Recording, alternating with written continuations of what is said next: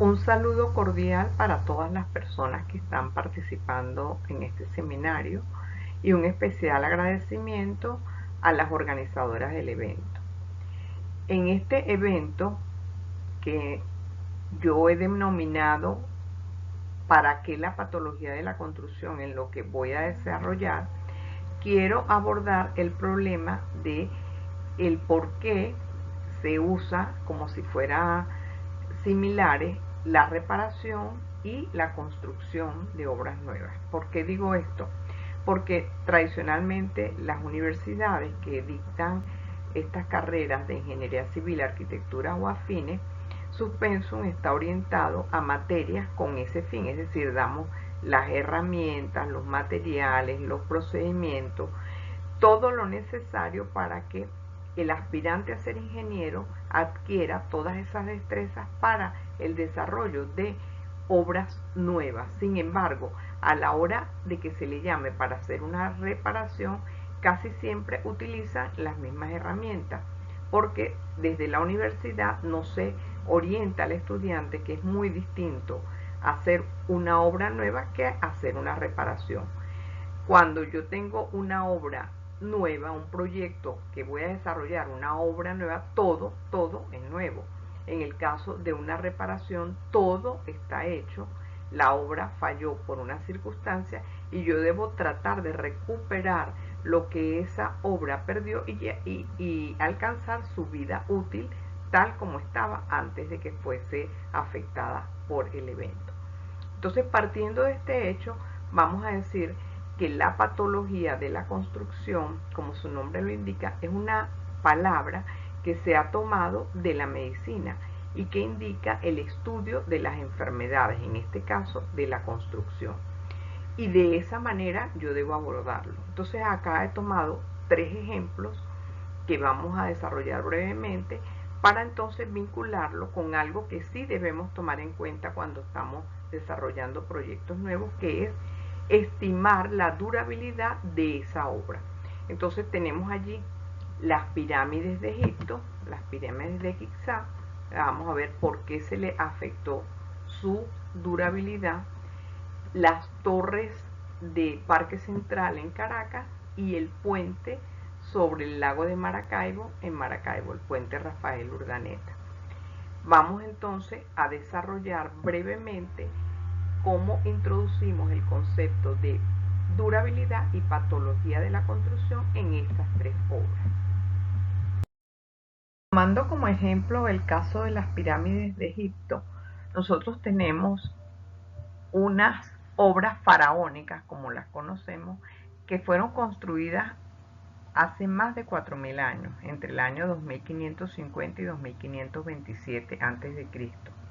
Los procedimientos de construcción en ese entonces eran muy distintos a los actuales. La mano de obra era súper importante y aún se desconoce cómo se llegó a hacer esta obra tan monumental, donde cada piedra se dice que pesa 3000 toneladas y cuántos millones de piedras se necesitaron para hacer cada una de esas 3 pirámides, ¿verdad? De Keops, Kefren y Miquerinos.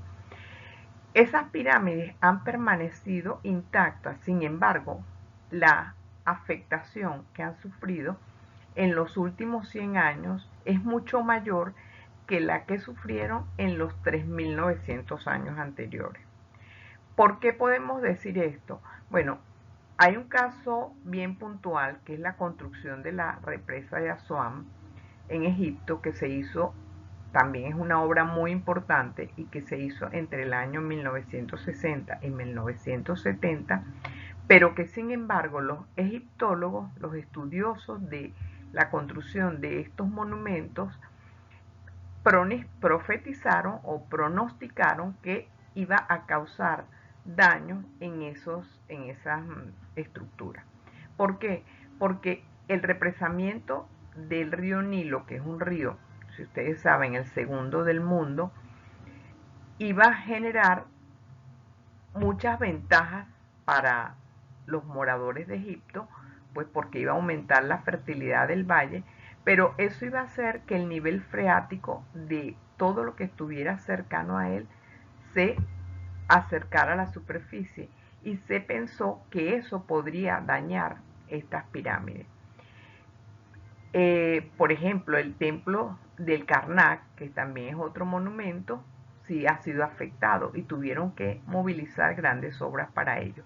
Pero entonces aquí vemos un ejemplo de una obra civil cuya durabilidad se ha visto afectada por eventos externos, la construcción de la presa, y por la influencia también del ambiente.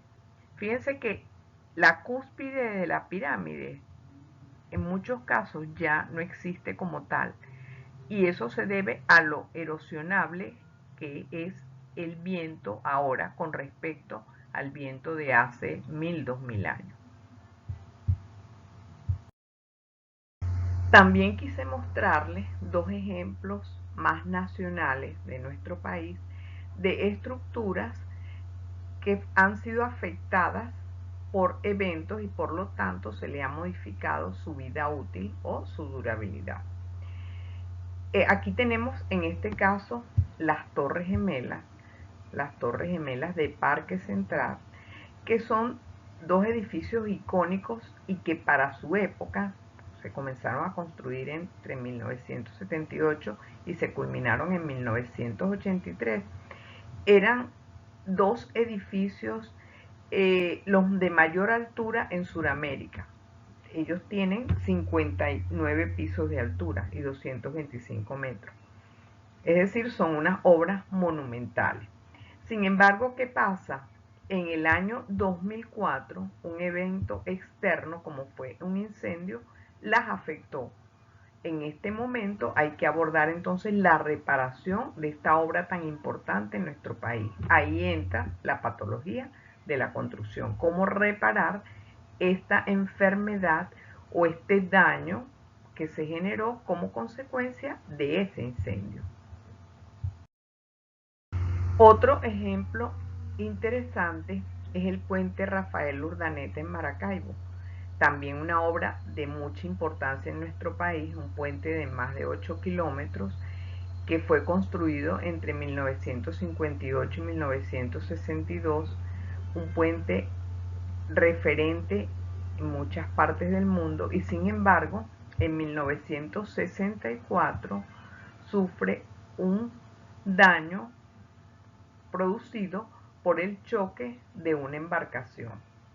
Esto hubo que repararlo, es decir, había un daño que se generó en la obra como consecuencia de un efecto externo. Sin embargo, aquí vale la pena que nos detengamos un poco, porque también hemos visto que estos pilares del puente, con el transcurso de los años, se han venido deteriorando como consecuencia del cambio del ambiente. ¿Qué quiere decir? El lago cambió sus condiciones de cómo eran cuando se construyó a cómo son en la actualidad. La profesora Oladis de Rincón, quien es una pionera en el área de corrosión, ha venido trabajando en esos pilares desde hace muchísimos años. Entonces aquí tenemos una pérdida de durabilidad por dos agentes. Uno, que es el envejecimiento propio del puente, pero un cambio en las condiciones externas, y por un agente externo, como fue el choque de esta barcaza que dañó estructuralmente parte del puente. Entonces, basándonos en ese recuento histórico, podemos considerar que el concreto es un material que se ha venido utilizando desde tiempos inmemoriales. Se puede decir que incluso esas mezclas con aglomerantes la usaron los egipcios y los romanos. Y ya en el siglo antepasado, en el 1800, se consideraba que las estructuras construidas con concretos eran permanentes, es decir, eran casi que eternas. El concreto era un material muy noble. fue pasando el tiempo y nos dimos cuenta de que habían factores externos que lo afectaban y que no precisamente era eterno, podía llegar a ser vulnerable y permeable.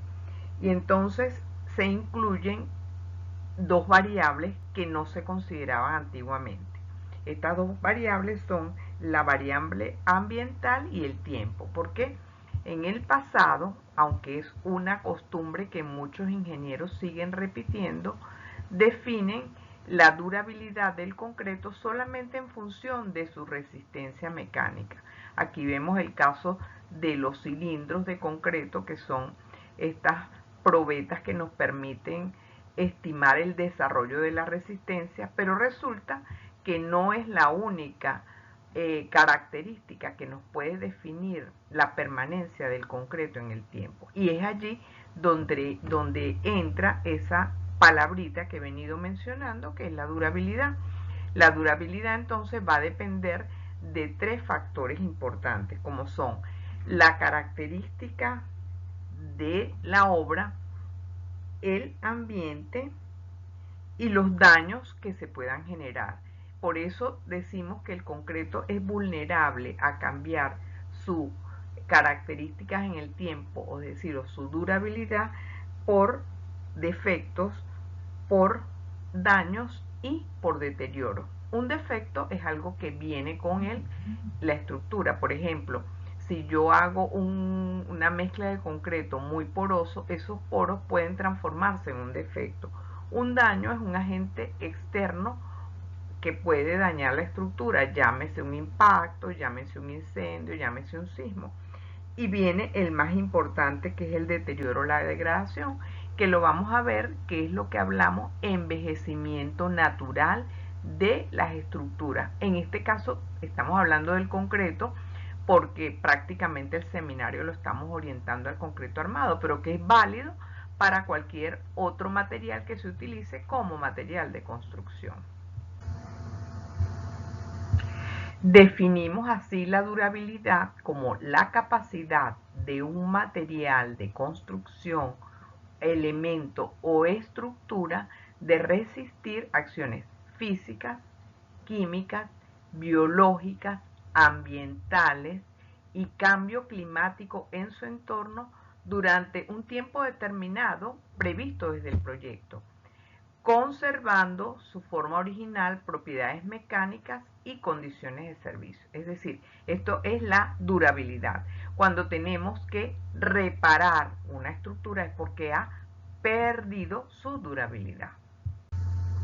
Siendo así, el deterioro está muy vinculado con el envejecimiento. Entonces nosotros podemos decir que la durabilidad la definimos en la etapa de proyecto, no de una manera calculada, sino la estimamos, y se puede afectar por defectos que surjan en el momento que se está iniciando la obra, por daños que pueden ser eventos que se presenten en todo el transcurso de la vida útil de la obra, y por el deterioro progresivo o envejecimiento. Aquí podemos ver que en el hombre, al igual que, o las edificaciones, al igual que el hombre, sufren un proceso desde que nacen, van desarrollándose, creciendo, llegan a una etapa de vida adulta y luego tienden a perder ciertas características o funcionalidades. En el caso de las edificaciones, de las obras civiles en general, los ingenieros somos responsables de que esas edificaciones no vengan con defectos. Los daños externos podemos también preverlos. Por ejemplo, si estamos construyendo esa obra civil en una zona sísmica, en una zona de tifones, en una zona de deslave. Claro, por ejemplo, en el caso de los incendios no los podemos prever, pero hay un envejecimiento propio de la edificación, porque en esta etapa, vamos a decir, cuando está creciendo, que sería cuando comienza a habitarse el edificio, las tuberías se van ajustando, las cargas eléctricas de acuerdo a los usuarios, etcétera, hasta que llega más o menos a los 10 años, que ya consideramos que es un edificio adulto, y después va a permanecer así un tiempo, y con el tiempo puede ir perdiendo ciertas facultades, comienzan las tuberías a salirle lo que sería equivalente a las arteriosclerosis que se presentan en los humanos, ¿verdad? Que por el agua se pueden presentar calcificaciones dentro de las tuberías, las recargas eléctricas, pero nosotros debemos siempre preservar esa estructura que sería el sistema más importante dentro de una obra civil. Y aquí vemos entonces en este gráfico que tenemos que la resistencia de la estructura tiene un tiempo 1, un tiempo 2. Durante este tiempo se pueden activar ciertos factores que afecten la vida útil de esa obra y puede llegar a un momento que sería el límite de serviciabilidad o fin de la vida útil. Esta sería la vida residual de esa obra. Nosotros debemos garantizar que las obras permanezcan en pie y con características y propiedades adecuadas durante todo este tiempo. Porque ya aquí en la vida residual es cuando entran las reparaciones mayores y que recuperamos la vida útil de esa estructura. Entonces, repito que la durabilidad está vinculada con ciertos aspectos como son los defectos, los daños y el deterioro o envejecimiento. Cada uno de estos tres aspectos pueden convertirse en fallas que van a agredir a ese producto terminado, esa obra civil, y allí el ingeniero debe estar muy atento porque para que eso no suceda debe haber un mantenimiento durante toda esa vida de esa estructura. En el caso del ambiente debemos revisar cuál es la ubicación geográfica, la zona geográfica, las condiciones climáticas y así caracterizar el tipo de ambiente o el evento que se pudiera presentar. Esto sería, por ejemplo, zona geográfica hemisferio norte, ubicación geográfica en la montaña, condiciones climáticas de temperatura, ambiente, presión, etcétera, y eso me hace que caracterice el ambiente como agresivo, no agresivo, muy agresivo, mixto, o puedo considerar que hay eventos que se presentaron, por ejemplo, un incendio que ya estaría externo a todo esto, o un deslave que ya estaría externo a todo esto, o un sismo. En Venezuela podemos dar ejemplo de dos normativas, una que se aplica cuando vamos a desarrollar proyectos nuevos y una que se aplica cuando vamos a hacer evaluaciones de edificios ya en uso. La que se aplica para proyectos nuevos es la norma de durabilidad que fue aprobada en el 2012 y nos da una orientación de cómo clasificar y calificar el ambiente para tomar las previsiones, por ejemplo, de diseño de mezclas de concreto adecuado, de recubrimiento, de tipo de aditivos, de revestimiento, según la agresividad del medio. Entonces allí hay ambientes expuestos a cloruros que pueden generar corrosión, ambientes expuestos a carbonatación, ambientes expuestos en medios industriales, ambientes expuestos en condiciones marinas, y nos dan los límites de relación agua-cemento, de recubrimiento, de resistencia, para que lo tomemos como referencia a la hora de hacer el proyecto nuevo. Pero a la hora de que estamos evaluando una obra porque la vamos a reparar,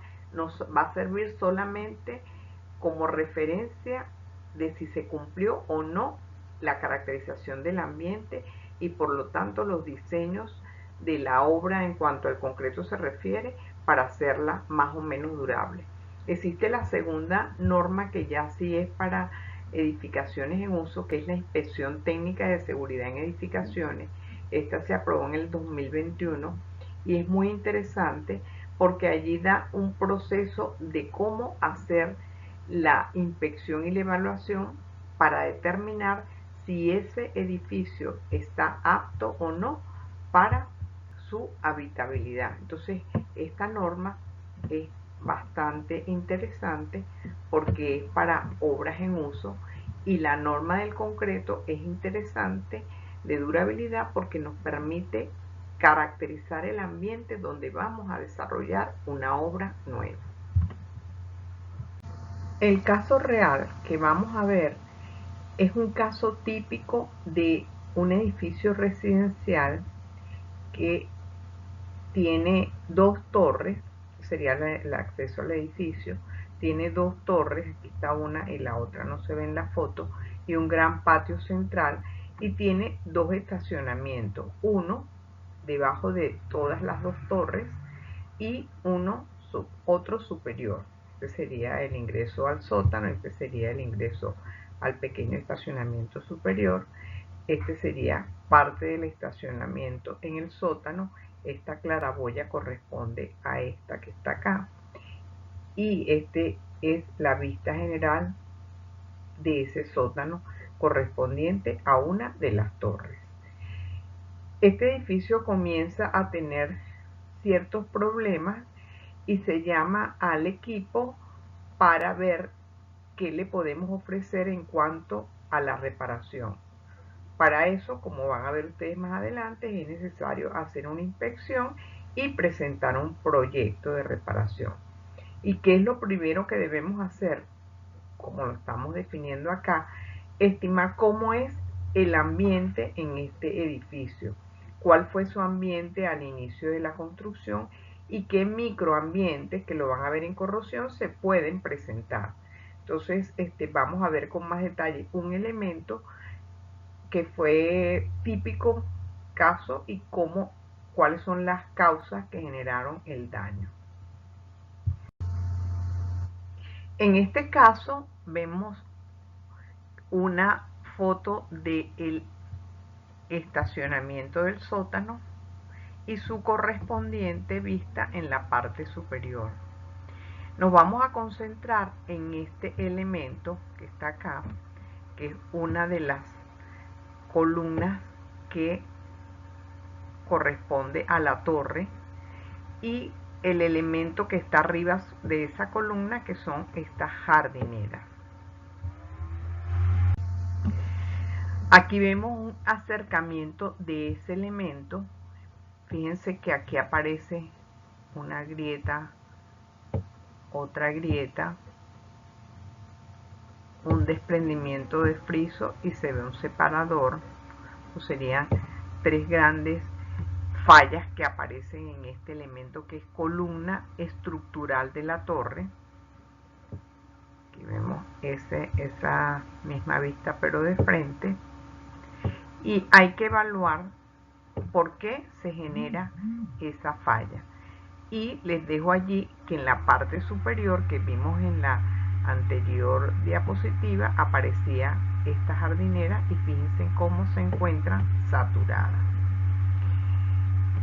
¿Qué debemos revisar entonces en esta primera etapa de la que estamos hablando como durabilidad? En primer lugar, ¿cómo es el ambiente de ese edificio? Allí nos tendríamos que ir a la norma que mencionamos, ver la caracterización de esa ciudad y ver en un sótano qué microclimas se pueden presentar y cuál es la influencia que tiene esa jardinera que posiblemente sea el causante de esa agresión. Entonces, hasta este lugar o hasta este punto yo voy a dejar mi intervención, porque en las otras dos partes de este seminario ustedes van a ver lo que es la reparación y el caso típico de corrosión. Pero aquí les recuerdo la importancia de la caracterización del ambiente y de los microclimas que se puedan generar. Aquí estoy incorporando esa palabra nueva, microclimas, que la dejo en suspenso, digamos, en interrogación, para que averigüemos cuándo se puede generar y cuáles son las consecuencias que producen estos microclimas en una estructura. Espero que haya sido de su interés esta primera parte que se refiere a durabilidad y ambiente, y que es útil a la hora de hacer un diagnóstico para establecer un proyecto de reparación. Muchas gracias.